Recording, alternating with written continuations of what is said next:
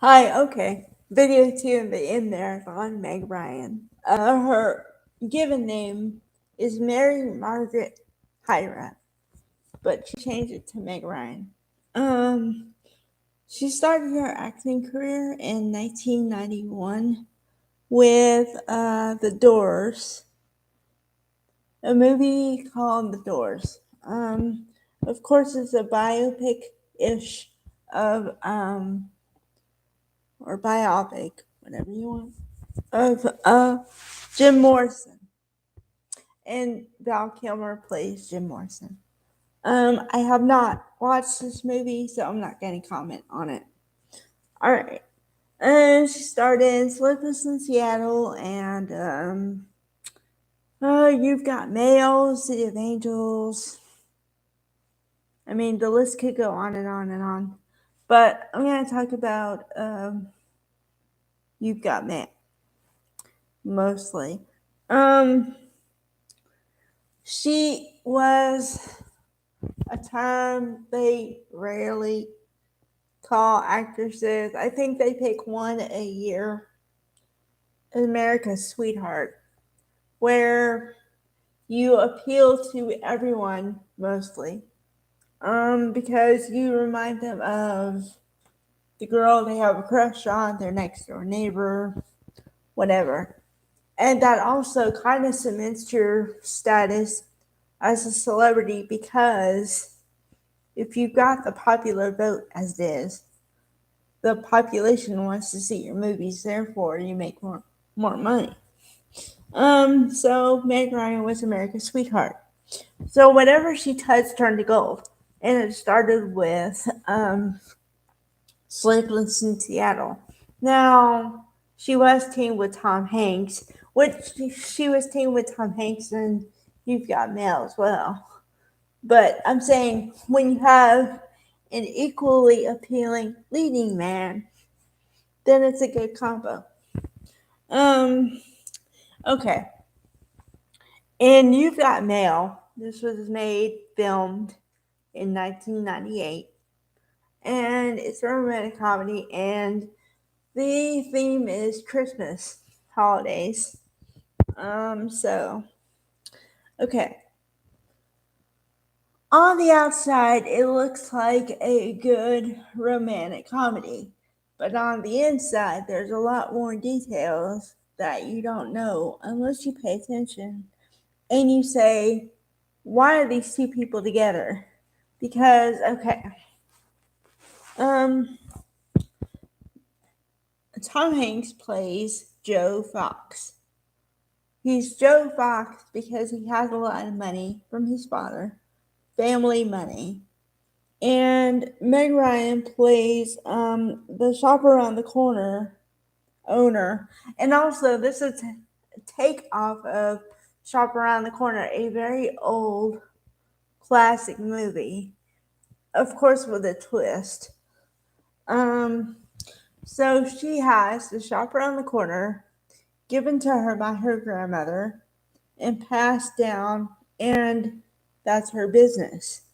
And so, in the bookstore, and so they are a small neighborhood bookstore, so they rely on their customers to keep them in business, and they do little small like events around the town or whatever, and they have storybook hour. And so then the Fox family wants to acquire the shop around the corner and make a massive Fox Books.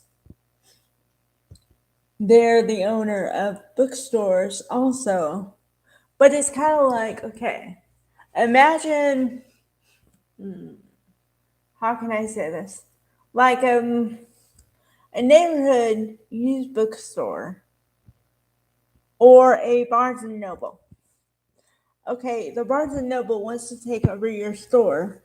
So what do? Do you fight for your neighborhood store, or do you just say that's the way of the world right now and you go on to do something else? Well, at first, she fights for her store because she loves what she does and she can't imagine somebody else taking her. business. But um, throughout the course of the movie, and also the romantic comedy aspect of this movie is they meet online in a chat room and they don't know who each other is. All they know is they're over 30 or around 30 because they met in a 30s chat room. That's all they know.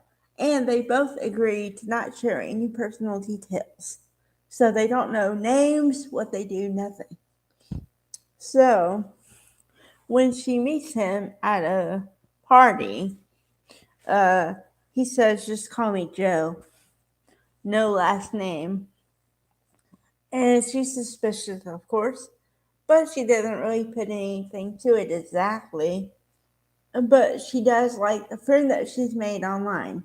And she doesn't connect that it's the same person and that he wants to take over her business. Over a couple of weeks, or like a month maybe, they continue emailing back and forth and talking, and they fall in love with each other online. But in person, they hate each other because every little tick that she hates in a person, he does. And everything that he hates, she does. Okay? But down deep, they love the person underneath all that stuff. And she has all these rules for herself that she'd never be with a man who had a boat. And she never would be with a man who had so much money or whatever. You know what I mean? So then she rethinks all that. And he rethinks all his stuff. And it's actually because he's talking to his father. And his father's the kind of man who's been married 4 times, 3 or 4 times. And he says, well, they're talking man to man or whatever. And he says, well, have you ever met a woman who just you can't stop thinking about or you're excited about, that kind of thing? And he says, well, maybe. And then he automatically thinks of her. And she thinks about him too. And then finally, when he's going to reveal himself, because they try to reveal, um, he says he wants to reveal himself another time, say who he is. And he doesn't come. He doesn't get to the bookstore or wherever they say they're going to meet. Okay? So the second time, he actually comes. And then the last scene of the movie is she says, I was hoping it was you. Because she already formed this connection with him in her head. And apparently he liked her too, you know what I mean? But so they finally get to the point where they like each other, and you can tell they're automatically kind of a couple, but they have to come to it in their own time. So the takeaway from that movie, I believe, is you have to believe that no matter what stage you are in your life, that love, or at least friendship, and true friendship is out there.